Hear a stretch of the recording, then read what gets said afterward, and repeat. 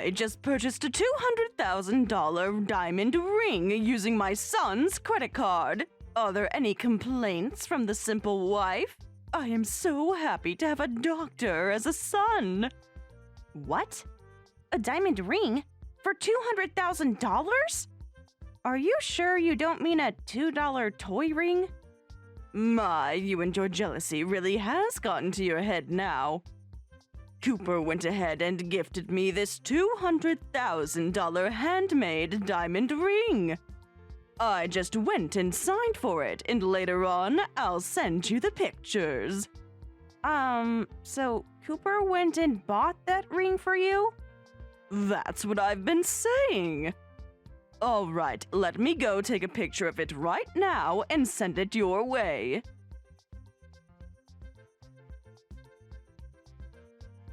It's true. That is definitely a luxury handmade ring. But I can't imagine Cooper being able to afford something like this. Cooper is a doctor, you know. Of course he can easily afford this. Or could it be that he doesn't buy you anything? What do you mean by that? Oh, it's simple. Since Cooper doesn't love you, he doesn't buy you anything, not even a ring. I mean, come on, it makes sense, right? Someone like you, such a low-class, stupid woman, is just on a completely different level from Cooper. And, of course, from me as well. Cooper doesn't love me? Well, that may be true.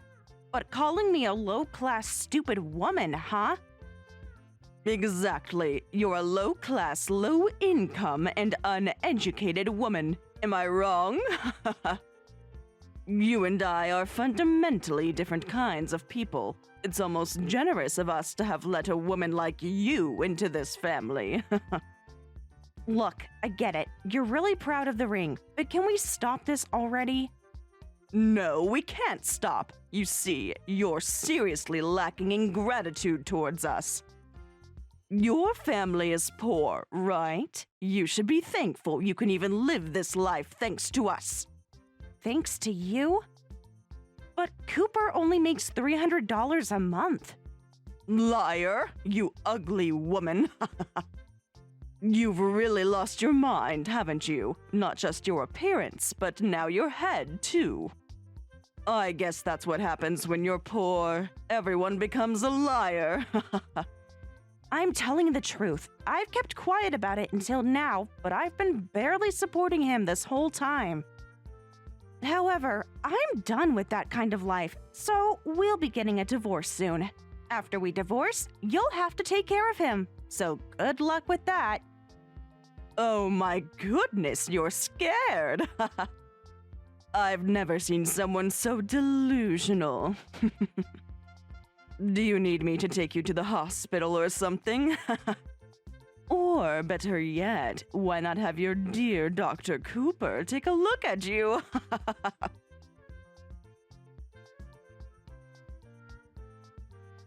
Hey, what on earth is this all about?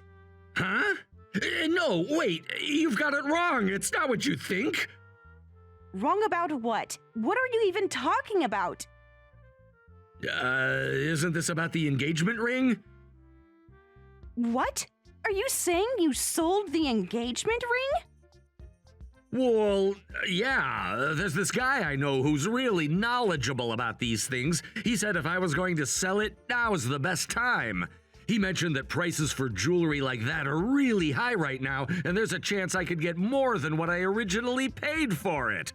So I figured, why not? I thought I could get a good price for it.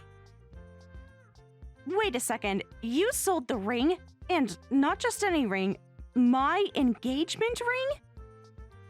Yeah, I sold yours too, but listen, I bought that ring for you, so technically it's mine. Besides, you haven't been wearing it for a while now, so I figured you didn't need it anymore. You know, since we're getting divorced and all, I thought of it as part of the separation process, like a symbolic thing.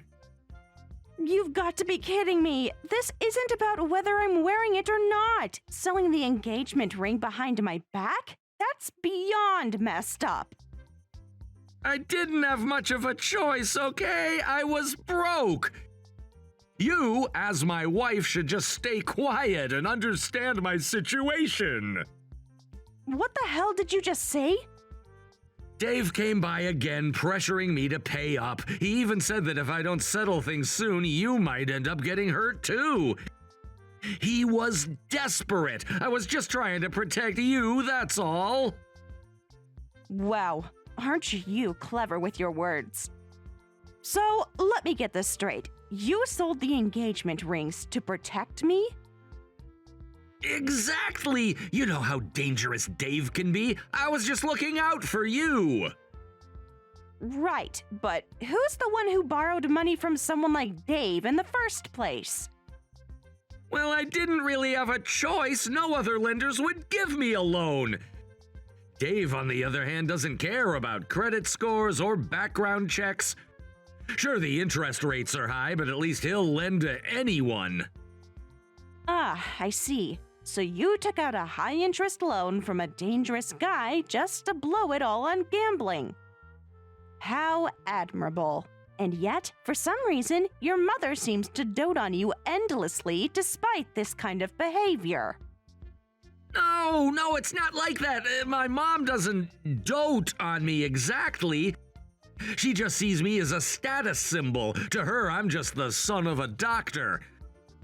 That's all I am to her, a way for her to show off. She doesn't really care about me as a person. That's funny, coming from the guy who bought his mom a $200,000 luxury diamond ring. What did you just say? You heard me. A $200,000 luxury ring. Don't play dumb. You bought that car for her, didn't you? With your credit card. I saw how thrilled your mom was about it, and she even showed me pictures of the ring. Today was the delivery day, wasn't it? Is this some kind of prank? Think about it for a second. How would I have $200,000 to spend on a diamond ring right now? I'm drowning in debt as it is, and I can barely keep my head above water. Then explain to me why your mother has that ring. She doesn't work, so there's no way she could afford something like that on her own. Your father's inheritance is long gone, too. So where did she get the money for that car? What the hell is going on here?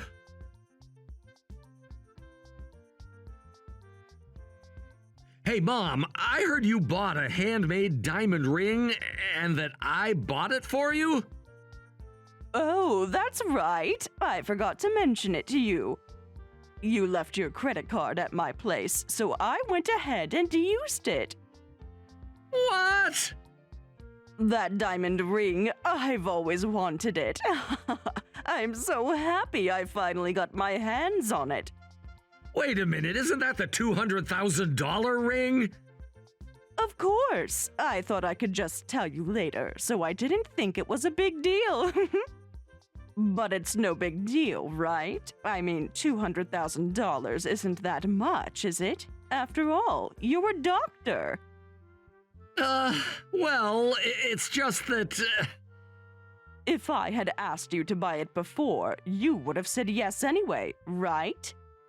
I know I didn't tell you beforehand, and for that I'm sorry, but it's fine, isn't it? $200,000 is a bit much, even for me. What do you mean? Sam, you're a doctor. You can make $200,000 in just 3 months, can't you? 3 months? I mean, yeah, I'm a doctor, but I'm still pretty new to the field. I haven't even started my own practice yet, and it's not like I'm rolling in money. Huh? What are you even talking about? You're a doctor. Act like one. You should be proud and confident. You're my pride and joy, my brilliant son. Don't get all gloomy over a mere $200,000. Mere $200,000? You're lucky I'm only a little gloomy about it. I don't want my proud son texting me to complain about something as trivial as this. Just let it go, okay? Mom.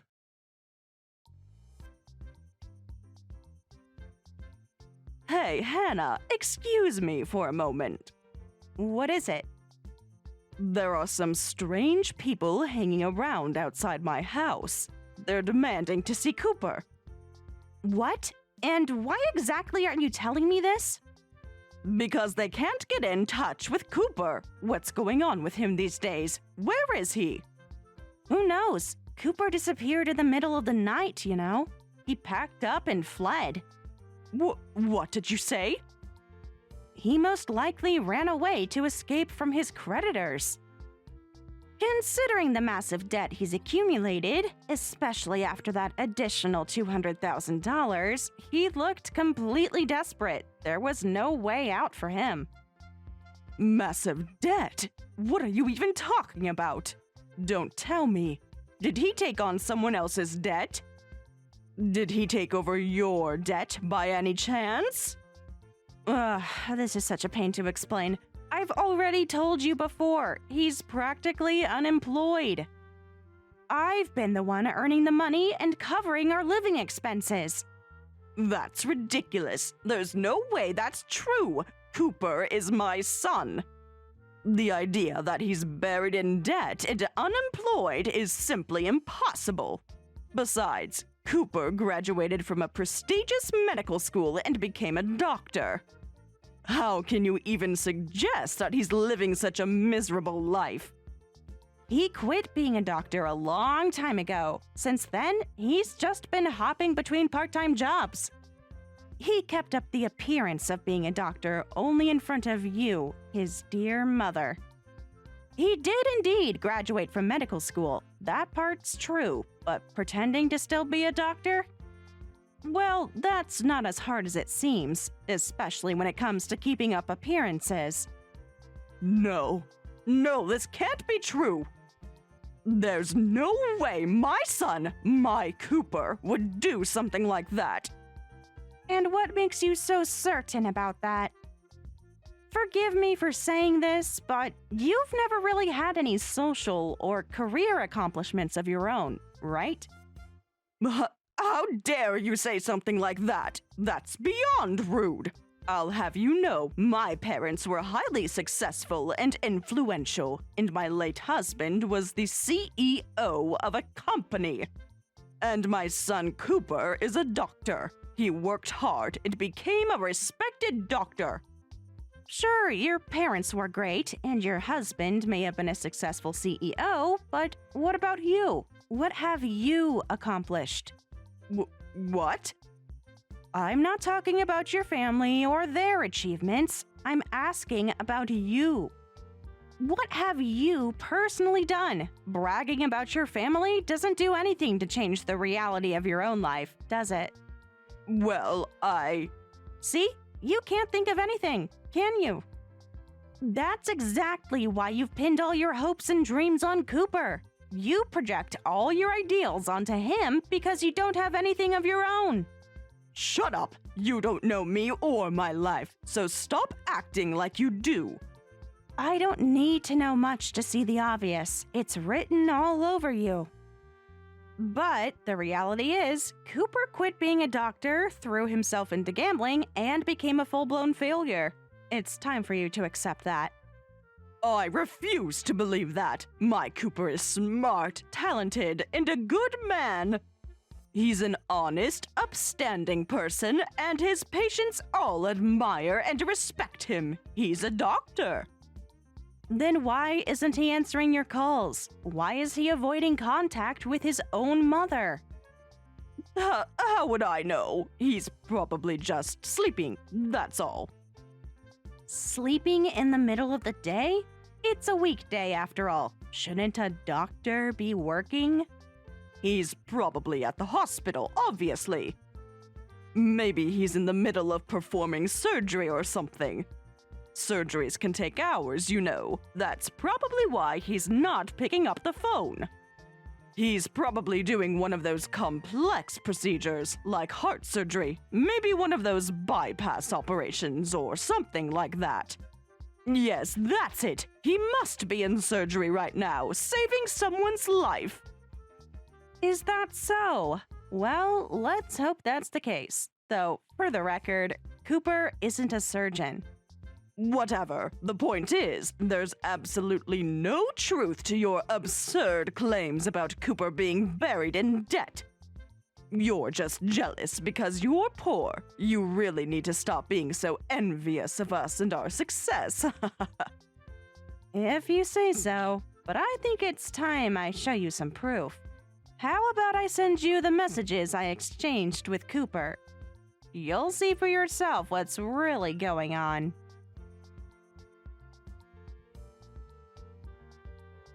No way. This is fake. It can't be real. That's not Cooper.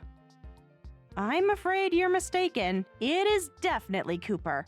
This was just a few days before he ran off in the middle of the night. By that point, he was so desperate that he had even pawned the engagement ring. Can you imagine? Things were that bad. And in the midst of all that, you went and bought a $200,000 luxury car with his credit card. I'm not surprised he felt like running away after that. No way. Cooper doing something like this? I can't believe it. My son, of all people, could never be that kind of person. No. Oh, what's the matter?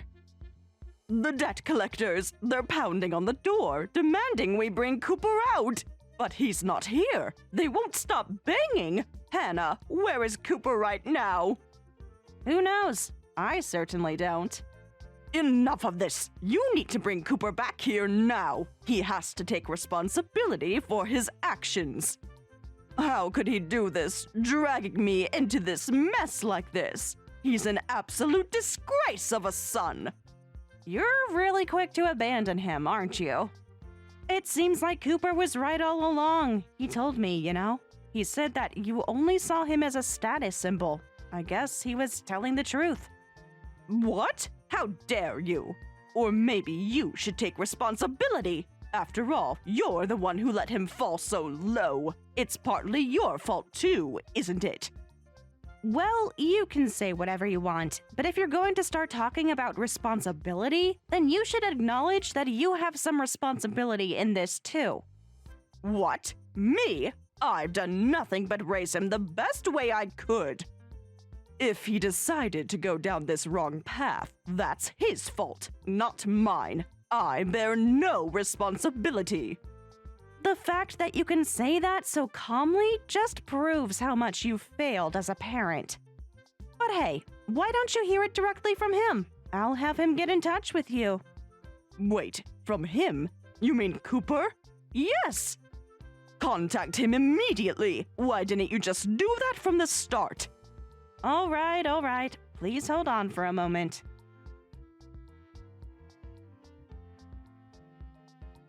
Mom, it's me, Cooper. Cooper, what on earth is going on? Why are those people outside? Are they trying to collect something from us? Yeah, I know they're out there. Just be careful. They can get really aggressive. Cooper, why are you talking like this is some sort of outside problem? This is your debt we're dealing with. You're the one who needs to pay it back. You can't just act like it's not your responsibility. No, it's not just my debt. It's also your debt, Mom. What do you mean by that? Remember when you bought that $200,000 handmade diamond ring using my credit card? It was just a few days later that all this trouble started. You even signed the ownership documents for the ring. I remember that clearly. Yeah, I did sign it, but... Did you actually read those documents? I mean, I glanced at them, but... I told you to read them carefully. I made that very clear. Okay, but what does that matter? Why are you bringing up those documents now? Mom, you are a co-signer on my debt. This means that if I fail to pay it back, you are also responsible for the payments. Wait, what? Since you went ahead and bought that $200,000 car without thinking twice, I figured you'd be okay with the idea of sharing the burden of the debt. After all, you were the one who made that purchase. Hold on. Are you saying that you tricked me into this? You deceived me! I didn't trick you. I told you to read the document, so it's not my fault if you chose to ignore that advice. Why didn't you read them? Why would I read a document like that? It's ridiculous. No one reads those things. And the idea of being a co-signer? That's just absurd. I will absolutely not pay any of this debt. Listen, I'm taking responsibility for my share of the debt, so you need to pay back the $200,000 yourself. That seems fair to me, don't you think? No way! Why should I have to pay for your mistakes? This has nothing to do with me. I refuse to pay. If you don't agree to this, then I will have no choice but to sue you. Sue me? Are you serious right now? Absolutely, I will sue you for credit card fraud. You used my card without my knowledge or consent, and that puts you in a very serious situation. Oh my God! This can't be happening! My son, of all people, is resorting to such desperate measures? Yes, this is your son doing what he has to do. You treated me like an accessory, like a trophy to show off. You wanted to brag about having a doctor for a son, but what's it worth if I'm just a failure now? This attitude, Mom, it reflects on both of us. We're definitely related. Don't you dare compare me to you. I'm from an elite family. I'm wealthy and successful. Mom, that's really pathetic. You need to stop bragging about your relatives and start focusing on your own achievements instead. Shut up! How dare you speak to me that way? Let's face the facts together. You need to pay back the $200,000, and I'll take care of my own debts. I'll communicate that clearly to the debt collectors, too. $200,000? There's no way I can afford that. Please, just find some way out of this mess.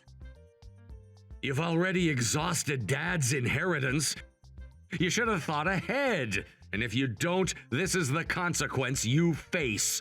Honestly, it's not my place to say it, but someone had to tell you. No, I can't handle $200,000 in debt. It's far too much to deal with. Then I guess it's time to cut off contact. We'll both be better off separated. Wait, you can't just leave me like this.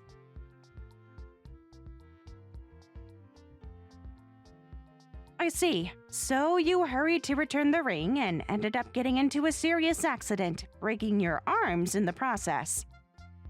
Now you're looking at a month of recovery, and your car was completely totaled, and the ring was rendered a total loss in the fire.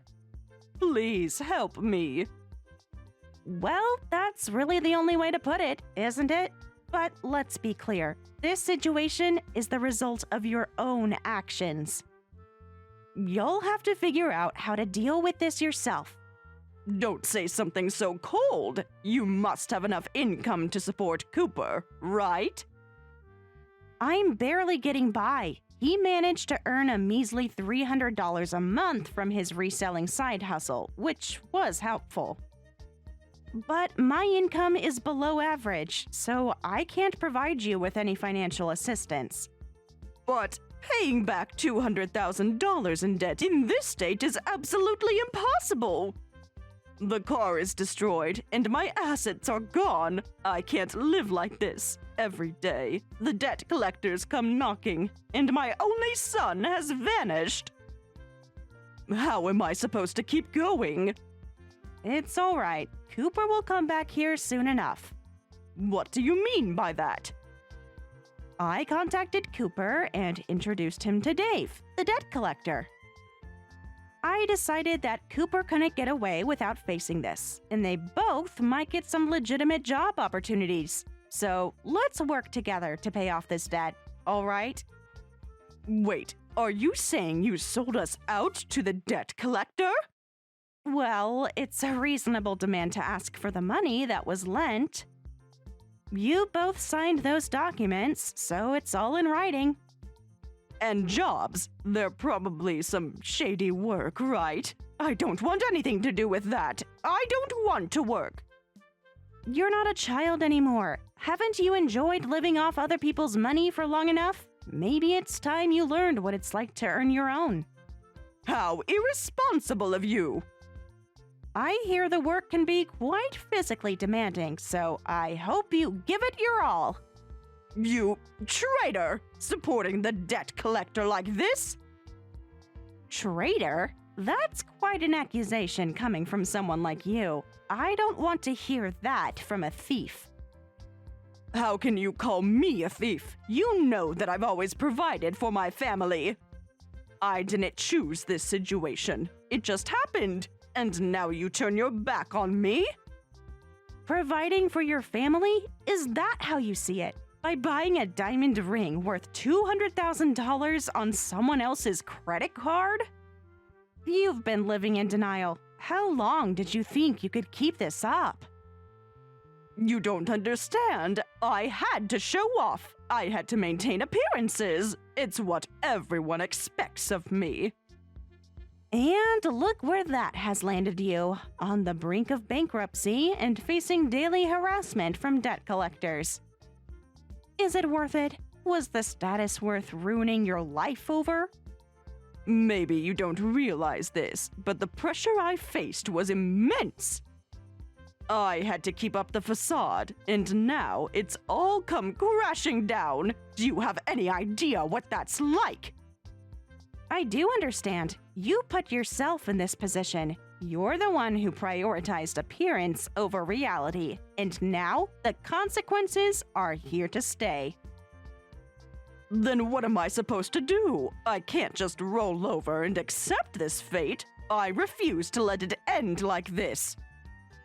You have no choice. Accept your reality and start taking responsibility. It's time to grow up and face the music. You can't keep running away from the truth. Grow up? Easy for you to say. You're not the one who's going to be dealing with this. You're not the one facing the debt collectors every day. No, I'm not. But I'm here to help you face it. I may not be able to fix everything, but you'll have to take some steps yourself. Start by accepting the reality of the situation. Accept it? How can I accept that I'm drowning in debt with no way out? That my own son has abandoned me? Cooper has not abandoned you. He's trying to navigate this mess just like you. He might need some time to figure things out, but he'll be back. In the meantime, you need to make changes. I don't know how. What can I possibly do to make things right? It feels hopeless. You can start by taking that job. It might not be ideal, but it's a step towards regaining control over your life. You have to fight back, or you'll lose everything. How can you be so sure that this will work? What if it all goes wrong? Nothing in life is certain, but you have to try. You can't just sit here wallowing in self-pity while your situation worsens. It's time to act. Fine, I'll consider it, but I'm not promising anything. I can't just throw myself into something without knowing what it entails. That's fair. Just remember, if you don't take any action, you'll end up with nothing left. No son, no money, no dignity. Think about it.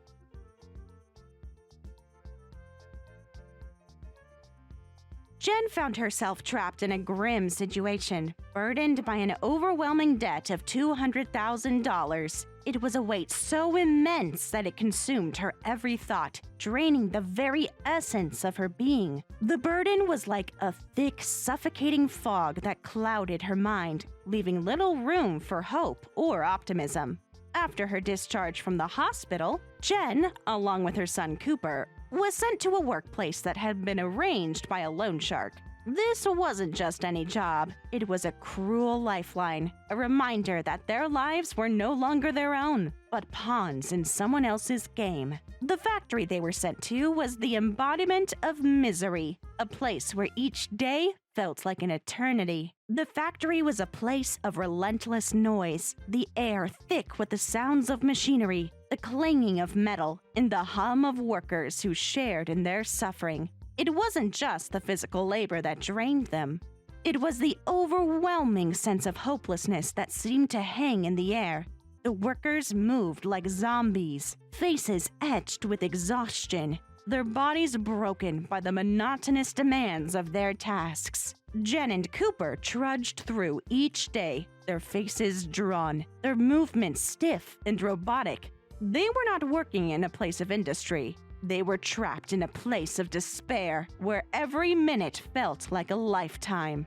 The work itself was grueling, each task designed to push their bodies to the limit. There was no mercy from their overseers. The factory was a place where there was no room for mistakes, where the smallest error was met with a harsh reprimand, or even a harsher punishment. Workers were berated, humiliated, and worked to the bone with little regard for their well-being.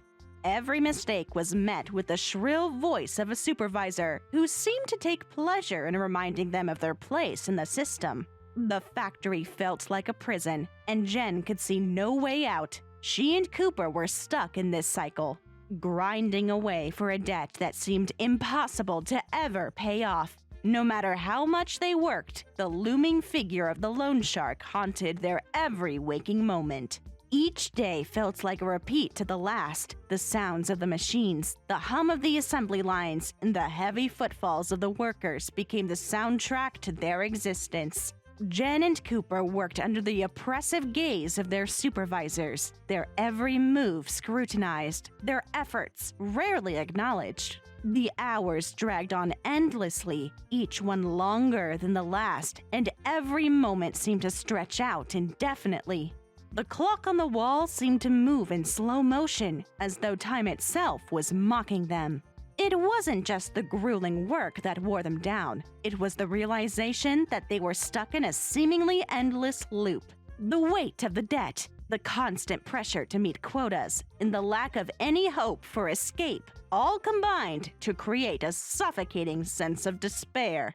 Jen began to wonder if they would ever be able to repay such an insurmountable debt. The thought of it was overwhelming, and every day seemed to bring them further away from the possibility of ever seeing the light at the end of the tunnel. No matter how many hours they worked, no matter how much they sacrificed, it felt like the mountain of debt was insurmountable. The money they earned barely made a dent in what they owed, and the loan shark's demands grew more and more pressing. Each time they thought they were close to repaying the debt, another setback would occur, setting them back even further. The sense of hopelessness was all-consuming, and Jen began to fear that they would never escape.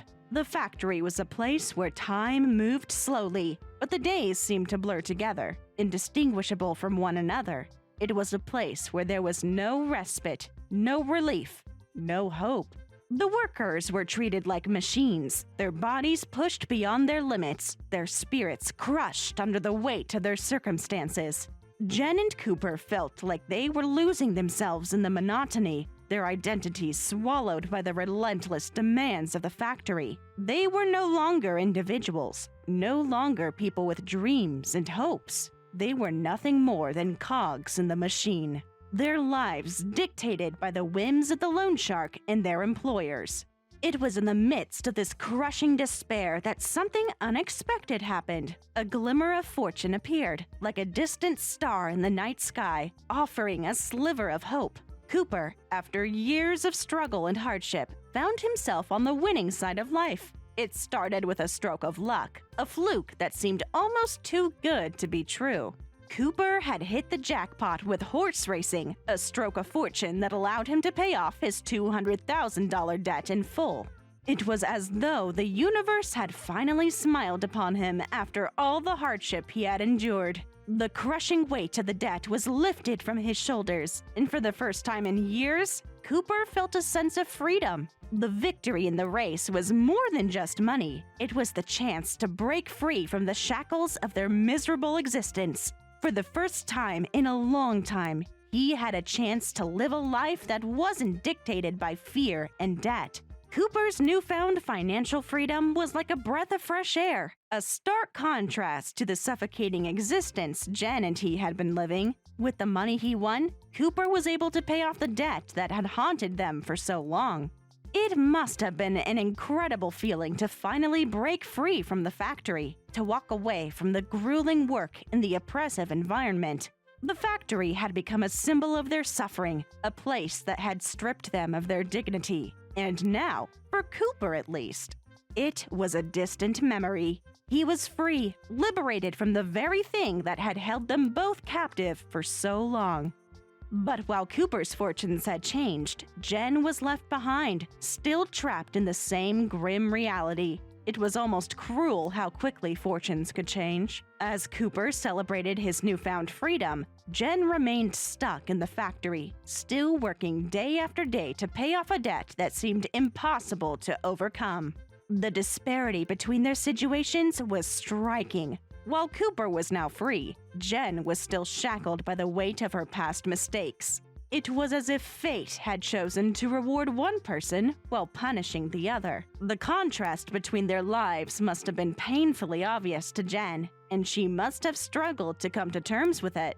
It was during this difficult time that Jen reached out for help. She was desperate, overwhelmed, and scared. She had always believed that Cooper would be there for her, that they would face their struggles together, as they always had. But when Jen called out for help, Cooper made the heartbreaking decision to sever ties with her. He felt that it was necessary to cut the connection, especially since he believed that Jen had only seen him as a status symbol rather than a true friend. His decision must have been agonizing. He had finally found freedom, but at the cost of abandoning the person who had once shared in his struggles. Jen must have been devastated when she realized that Cooper, the person she had relied on for so long, had chosen to abandon her. The feelings of betrayal must have been overwhelming. She had always believed that their bond was unbreakable, that no matter how tough things got, they would always be there for each other. But now, Cooper had made his choice, and Jen was left to pick up the pieces of her shattered world. The loneliness must have been suffocating. Jen had lost the one person who had truly understood her pain, and now she was left to navigate a world that felt empty and cold. As Jen sat alone in her thoughts, she must have been consumed by a whirlwind of emotions. Anger, sadness, and betrayal must have collided within her. How could Cooper, the one person who had shared in her suffering, turn his back on her now? Was she angry at him for abandoning her? Or was she heartbroken? The loneliness she felt must have been unbearable. And the realization that she was now completely alone must have been more crushing than any of the physical burdens she had faced. The emotional toll of the betrayal was immense, and Jen must have wondered how she would ever find the strength to move on.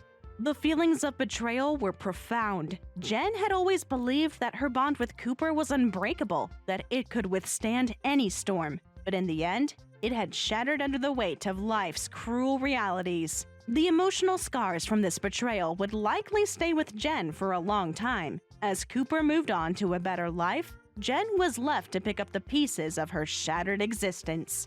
She had lost more than just her financial security. She had lost the person who had been her closest companion, the one person who had truly understood the depths of her struggles. Jen's journey was far from over, but whether it would lead to redemption or further despair was uncertain. The path ahead was unclear, but one thing was certain. Jen's story would be shaped by the scars of betrayal, loneliness, and the unrelenting weight of the debt that had once threatened to destroy her. Whether she would rise from the ashes of her shattered life or sink deeper into despair remained to be seen. But in that moment, Jen knew one thing for sure. She was no longer the person she once was, and the woman who had survived the hardships of the past would have to find a way to navigate the future. Meanwhile, my own life couldn't be more different. I am currently relishing the joys of living alone, a stark contrast to Jen's plight. The tranquility of solitude allows me to savor the freedom that comes with it. Every day, I experience the happiness of spending my hard-earned money solely for my own enjoyment and comfort. I have the privilege of being able to make choices without having to consider anyone else's needs or desires. I can decide how to decorate my space, what to eat, and how to spend my time, all without anyone else's input. This autonomy brings me immense satisfaction and a sense of pride. Living alone, I've been able to create a space that is entirely my own, a reflection of who I am and what I enjoy. I can choose the colors for my walls, the artwork for my shelves, and the style of furniture that best suits my personality. I can surround myself with the things that bring me joy and comfort, whether it's a cozy reading nook in the corner, a kitchen stocked with my favorite snacks, or a living room that feels like an extension of myself. The independence I enjoy is liberating. It allows me to shape my home to fit my desires and to make each moment of my life feel like an opportunity for self-expression. There is a profound joy in knowing that I am responsible for my own happiness. I get to make the decisions that define my life, and I don't have to answer to anyone else. Every day, I curate my own experiences, choosing the activities and moments that bring me peace and fulfillment. Whether it's indulging in a hobby, treating myself to a nice meal, or simply enjoying the peace and quiet of my home, every moment feels like a personal triumph. I can spend my evenings curled up with a good book, binge watching a favorite show, or pursuing creative projects without any interruptions or demands from others. There's no one to tell me what I should do or how I should feel. Each day feels like a blank canvas, ready for me to fill with whatever I choose. In contrast, Jen's life is entirely different. She is trapped in a situation where her every move is dictated by forces beyond her control. The weight of her responsibilities and the crushing burden of her financial debt have taken away her ability to enjoy even the smallest moments of freedom. Jen's days are consumed by the oppressive reality of living under someone else's thumb, and the choices she once had are now a distant memory. Instead of choosing how to spend her time, she is forced into a grueling routine dictated by the need to survive. She no longer has the luxury of personal space or time, and the joy of living is no longer hers to enjoy. Living alone has its challenges, of course. There are moments of loneliness, times when I wish I had someone to share experiences with. There are times when I yearn for the company of a close friend or a loved one to share a conversation or enjoy an evening out. But these feelings are fleeting. They come and go like waves, and they never overpower the overwhelming sense of freedom I have. The moments of solitude allow me to truly appreciate the peace that comes with being by myself. I am able to focus on my own needs and growth without the distractions or responsibilities that come with living with others. I am free to make decisions that are solely based on what I want, not what someone else needs or desires. This is a rare and precious gift, one that I value more and more each day. I know that not everyone enjoys living alone. Some people crave the company of others, seeking out social connections and finding comfort in shared spaces. But for me, the joy of solitude is unmatched. There's a peace that comes from not having to accommodate anyone else's schedule or preferences. It's not that I don't value relationships or human connection. On the contrary, I deeply appreciate the people in my life. But the beauty of living alone is that I can choose when and how I interact with others. I am in control of my own time and energy, and I don't have to compromise on my own needs to accommodate someone else's. The contrast between Jen's situation and mine could not be starker. Jen's life is defined by the weight of financial struggles, and her every action is a response to the demands placed upon her, whether it's the relentless pressure of repaying a crushing debt or the emotional toll of betrayal. Her existence is shaped by forces that are outside of her control. In contrast, my life is characterized by a sense of fulfillment and contentment. I am able to take pleasure in the small things, the warmth of a cup of coffee in the morning, the satisfaction of completing a project, or the quiet enjoyment of an evening spent reading or watching my favorite shows. There's no looming burden of debt or disappointment hanging over me. Each day feels like a new opportunity to embrace life's simple pleasures and find joy in the small moments. Jen, on the other hand, seems caught in a perpetual struggle. Every day, she faces the harsh reality of her debt and the emotional scars left by those who have betrayed her. She's been left to navigate a world that feels cold and unforgiving, where even the most basic needs seem out of reach. While I get to enjoy the luxury of making choices that reflect my desires, Jen is forced to live within the constraints of a life that has been dictated by her past decisions and the decisions of those around her. The emotional toll of Jen's situation is far beyond what I can fully understand, though I can try to imagine it. The betrayal she feels from Cooper, the person she once thought she could rely on, must be suffocating. To have someone you love and trust walk away when you need them most is a pain that I can only hope to never experience. It's a betrayal that cuts deep, leaving scars that might never fully heal. And while I do experience moments of loneliness, the reality of being abandoned in the midst of such hardship must feel like an insurmountable mountain. Jen's emotional state is shaped by a combination of grief, disappointment, and betrayal, and there's no clear path out of that emotional maze. Every day, she must confront the pain of her circumstances with no real sense of escape or relief.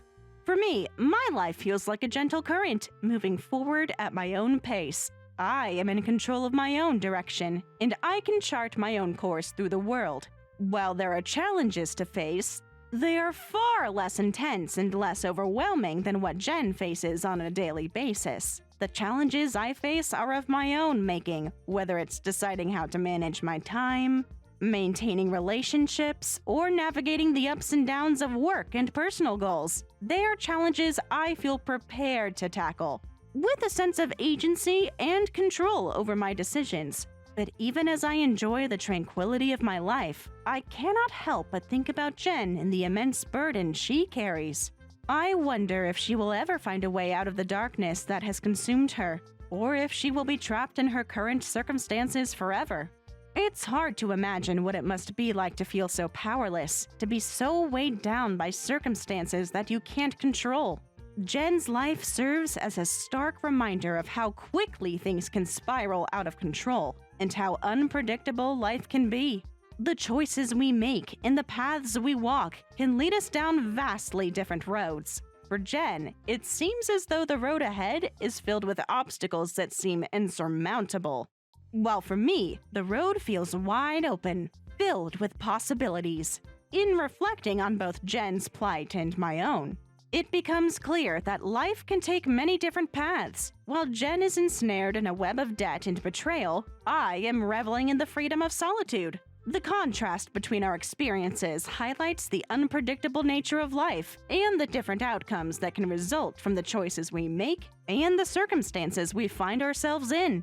It's a reminder that life's journey is rarely straightforward, and the paths we choose can lead us to vastly different destinations.